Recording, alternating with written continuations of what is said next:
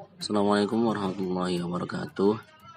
Kami dari kelompok 6 ingin memaparkan materi tentang relasi orang tua dan anak dalam fikih. Yang pertama, konsep birrul walidain. Birrul walidain adalah berbuat baik dan berlapang dalam kebaikan, ihsan kepada orang tua, dalam hal perkataan, perbuatan, dan niat. Perintah untuk birrul walidain merupakan wujud syukur dan terima kasih kepada orang tua yang telah merawat dari kecil hingga dewasa. Bahkan kebaikan yang diberikan seorang anak selama kepada orang tuanya, sebanyak apapun tidak akan bisa menyamai dan mengimbangi kebaikan, kasih sayang, dan kecintaan orang tua kepada anaknya. Al-Jauzi 1993. Dalam Islam, Allah juga memerintahkan berbuat baik, ihsan kepada kedua orang tua. Selanjutnya, nilai birrul walidain. Yang pertama, mengasihi dan menyayangi orang tua. Secara ideal, birrul walidain mengandung nilai kasih sayang terhadap orang tua. Yang kedua, patuh dan hormat kepada orang tua. Kepatuhan ini didasarkan atas asas arahan pendidikan orang tua kepada anak.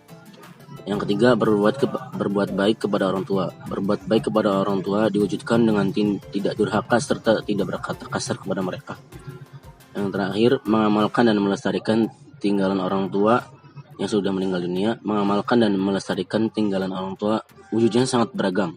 Di antaranya adalah menyambung silaturahim kepada orang yang dulu sering disilaturahimi oleh kedua orang tuanya, menjaga barang wasiat orang tua, merawat keluarga, meneruskan perjuangan orang tua, dan berbuat baik sebagaimana diajarkan orang tua.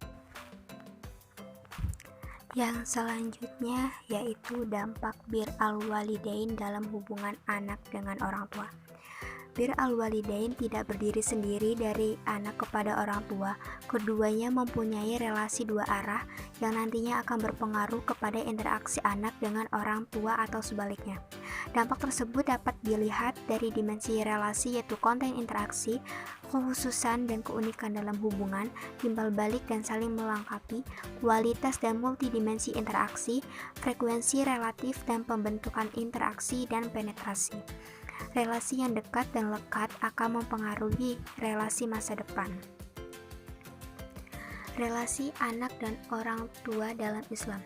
Kata ab untuk menunjuk apa yang menyebabkan terjadinya sesuatu dan juga dalam arti siapa yang memperbaiki sesuatu. Ayah dinamai ab karena dia adalah sebab wujud putranya, sekaligus bertugas memelihara, memperbaiki, dan menghiasi putranya dengan hiasan yang indah, baik fisik maupun non-fisik. Sedangkan kata walid terambil dari kata waladah yang berarti melahirkan, baik yang dilahirkan itu lelaki maupun perempuan. Kata walid digunakan oleh Al-Quran untuk menunjuk ayah kandung. Contohnya seperti firman Allah Subhanahu wa Ta'ala dalam Quran Surat Al-Balad ayat 3. Wa walidin wa ma walad, artinya demi bapak dan apa yang diperanakannya. Ini antara lain mengisyaratkan betapa ayah pun diberi kedudukan yang tinggi dan yang harus disadari oleh anak-anaknya. Di tempat lain, Al-Quran menamai ayah kandung dengan al-maulud lahu, yakni yang dilahirkan untuknya. Istilah ini menunjukkan kedudukan bahkan kewajiban ayah kandung dalam kaitannya dengan anak yang dilahirkan istrinya serta dengan istrinya itu. Seorang anak dilahirkan untuk ayahnya. Karena itu nama anak dinisbahkan kepada ayahnya. Pembahasan selanjutnya yaitu relasi anak dan orang tua ketika di dunia.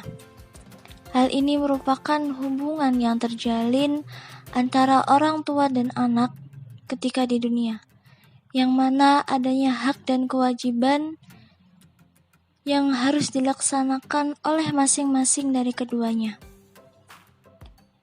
Yang mana yaitu adanya hak anak yang diberikan atas orang tuanya sebagai kewajiban, yaitu mendapatkan pendidikan dari orang tua. Karena pendidikan yang pertama dan awal adalah dibangun oleh keluarga, yaitu keluarga inti maupun dari orang tua anak tersebut. Yang kedua, mendapatkan rizki atau nafkah dari orang tua. Maksudnya yaitu anak diberikan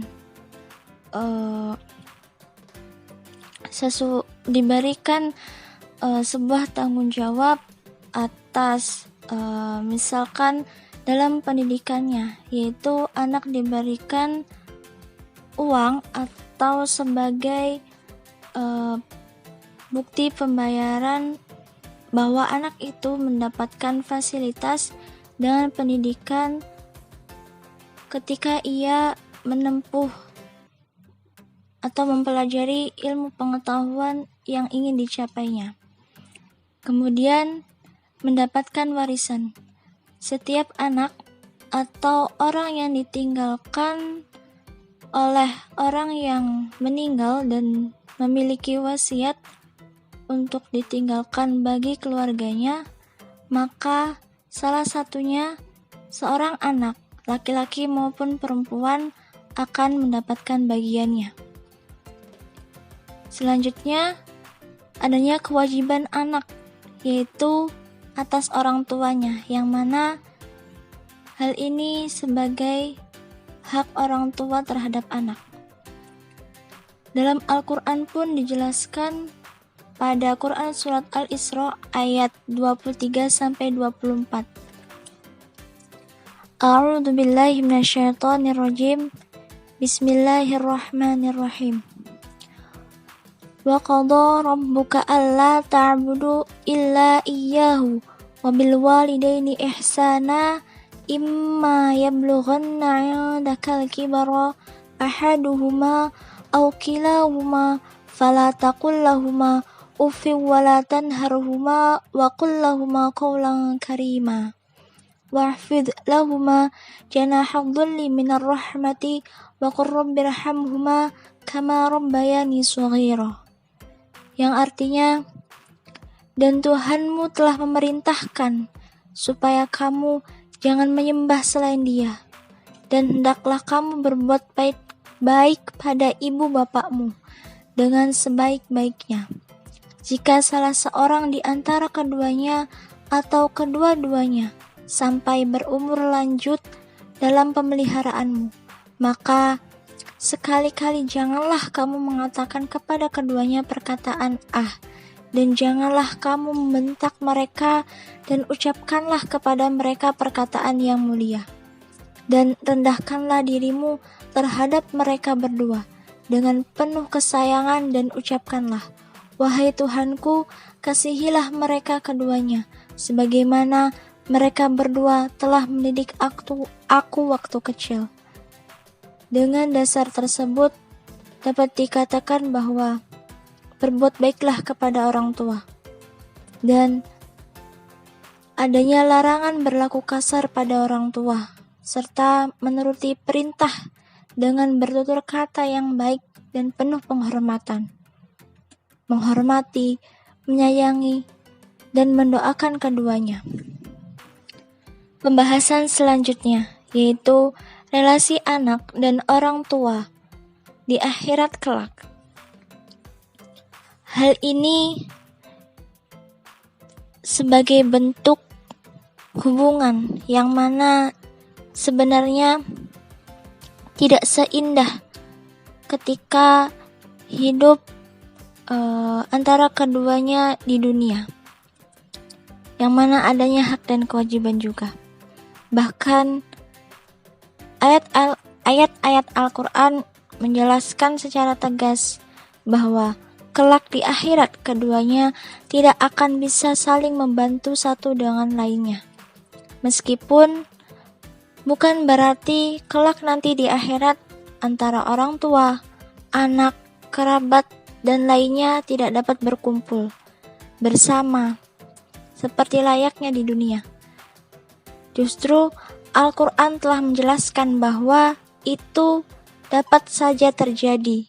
Namun, yang menjadi sebab terwujudnya hal tersebut adalah bukan karena hubungan kekeluargaan, tetapi dikarenakan adanya keimanan yang kuat, yang baik, dan amal soleh yang mereka perbuat. Jika mereka semua adalah orang yang soleh, maka tentu dapat terwujud, dan begitu pun sebaliknya. Maka mereka tidak akan dapat berkumpul. Dengan begitu dapat dikatakan bahwa mereka ketika di akhirat bisa saja dapat berkumpul maupun tidak berkumpul seperti layaknya di dunia, yaitu tidak dapat saling memberikan kemanfaatan kecuali amal ibadahnya dan ketakwaannya kepada Allah Subhanahu wa taala. Kemudian berkumpulnya keluarga didasarkan pada kesolehan setiap individunya, yang mana juga termaktub dalam Quran surat Ar-Ra'd ayat 23. A'udzu billahi minasyaitonir rajim. Bismillahirrahmanirrahim.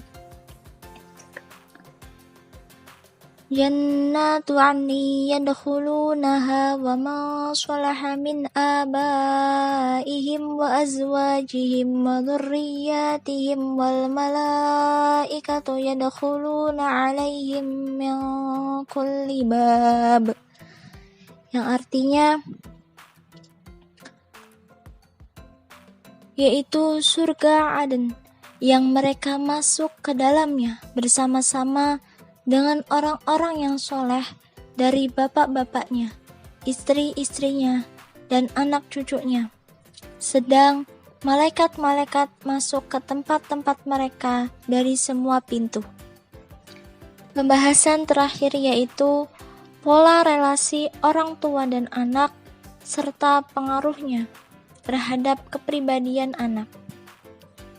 Pola asuh hanya mengacu pada dua komponen, yaitu adanya kasih sayang dan tuntutan.